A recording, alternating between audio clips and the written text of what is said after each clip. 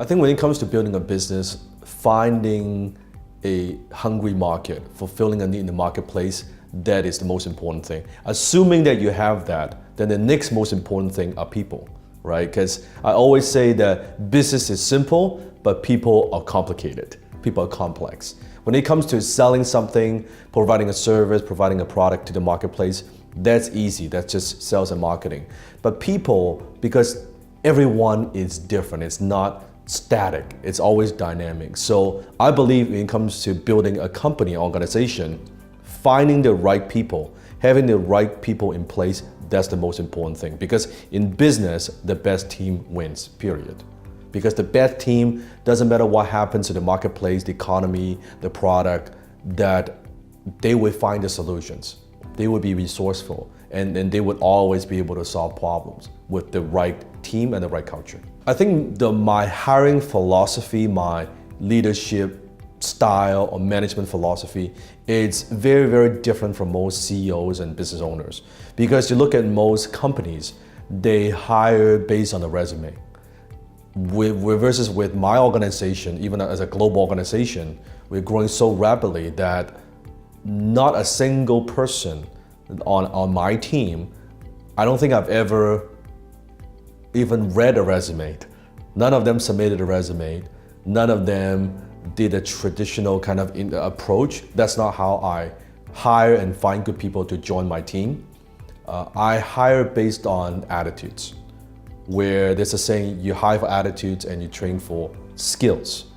And it's very interesting because even the leadership position, the director positions within my organization, every single person, every single director, none of them were qualified, quote unquote, for the job. None of them, quote unquote, have the training or their background for that particular position.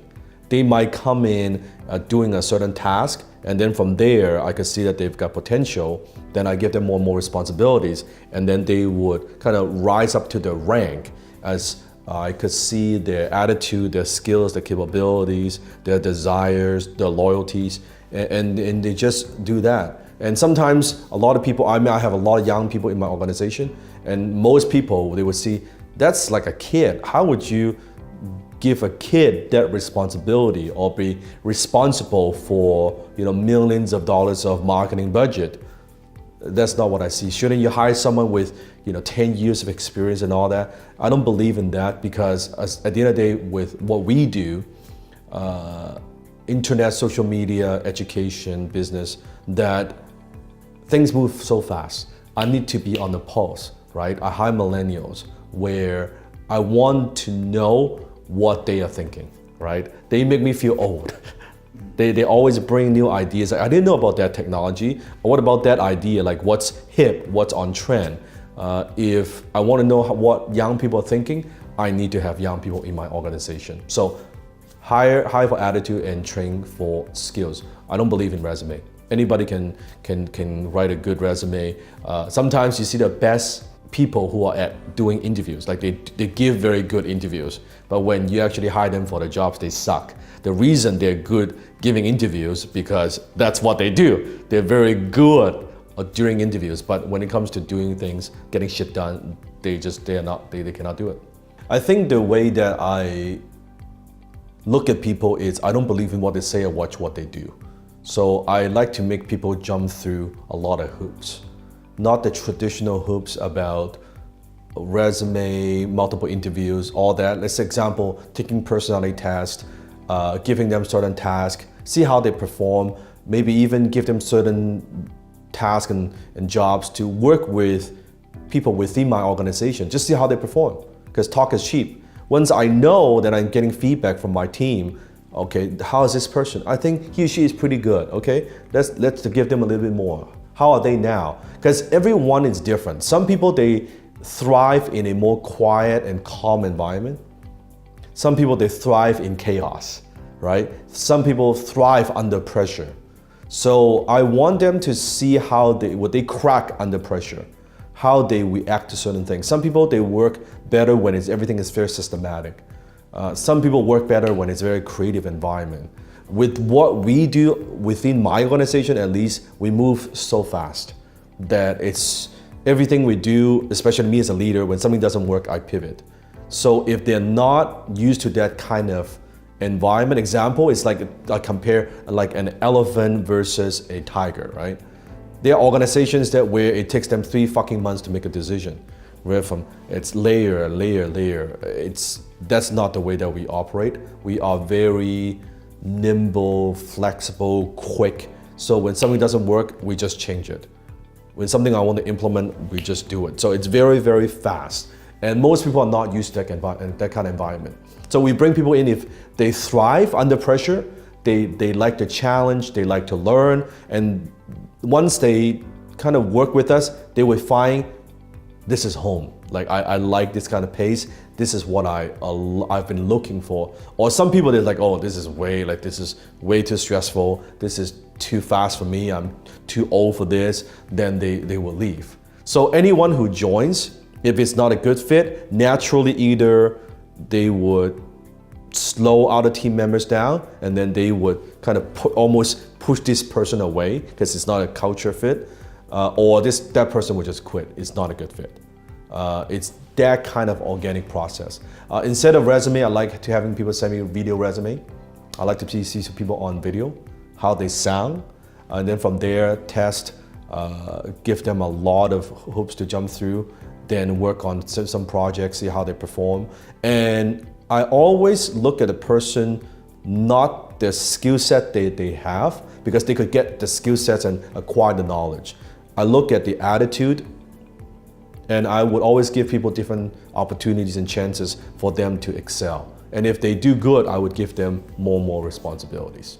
I love the Russian doll principle. When it comes to hiring, a lot of business owners, entrepreneurs, and CEOs, they hire people who are smaller, who are worse than they are, right? So you notice, oh, this is a CEO, they will hire someone, okay, I need a manager. Well, let me hire someone who is like less skilled than me. And then that manager will hire someone who is also less skilled than him or her, and so forth, right?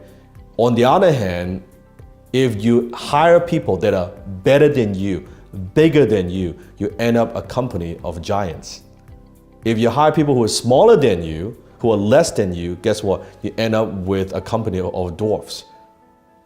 Then that's what happens. The reason the CEO, the business owner, hire people that are smaller than them because of insecurities. That they are afraid that if I hire someone better than me, I can't manage them. I can control them, versus if you hire someone less than you, well, I can more easy to control them. You see this a lot. Also even in Asia, right? In these principles, a lot of these companies, they hire people that they think they easily can control.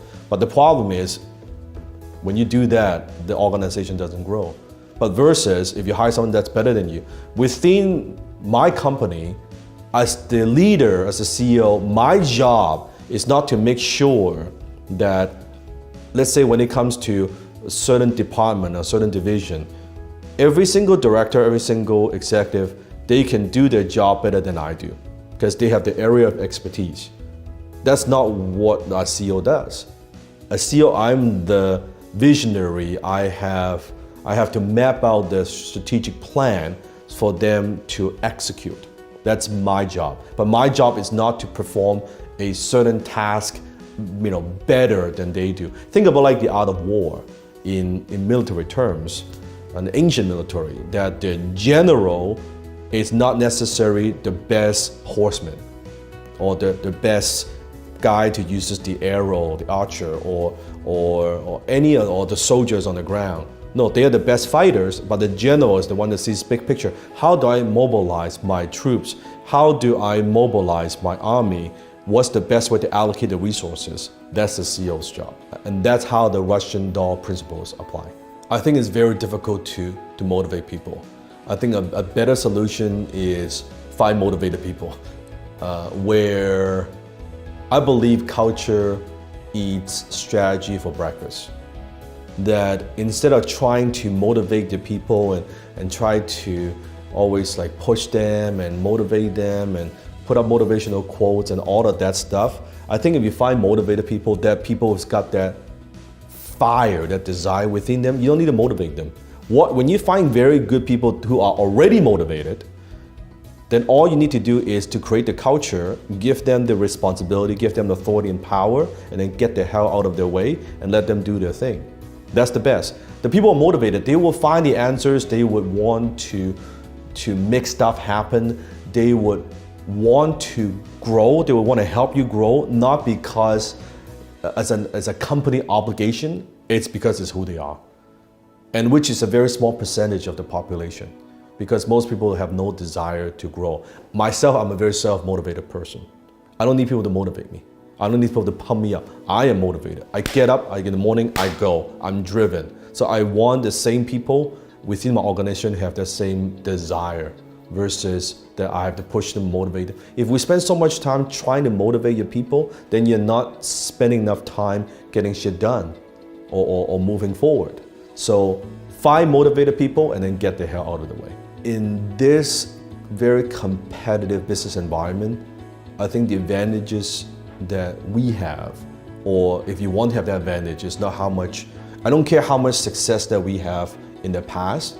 Oh, look at our glory days and what we've done. What you've done in the past doesn't mean shit, right? It's about where you're going in the future and what you're doing now. And in order to thrive in any economy, constant learning, especially us, what we do is a global organization, an education organization.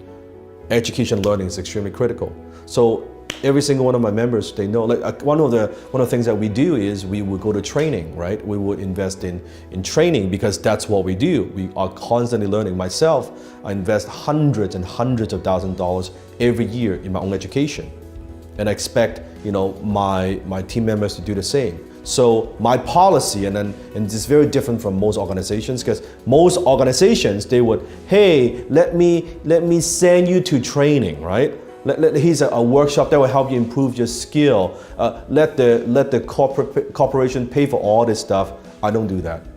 My people, if they go to a certain training, they invest in themselves. They pay for their own flight. They pay for their own hotel. They pay for their education. I don't want them to do it because it's an obligation, or I want them, it's required if you want to get promoted, any of that stuff. I want them to do it because they want to get better.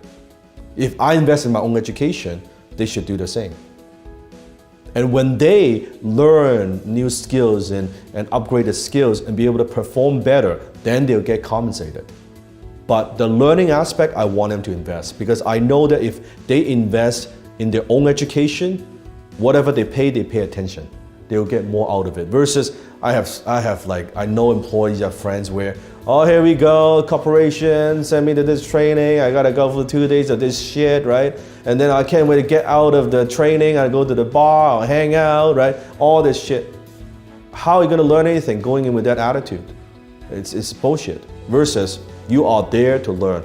And I don't even, at this point, sometimes I suggest, but not much, what they need to learn. They will find out on their own. So, hey, I need to learn about this particular skill. I need to take this course to stay on trend about what's happening with this, because they want to get better. And they can see me leading by example. I'm always learning, I'm reading, I'm attending workshops. When it comes to education, I'm never on the cheap. I'm always the most dedicated student. I'm a good leader because I'm a good student. So that's the culture that we have.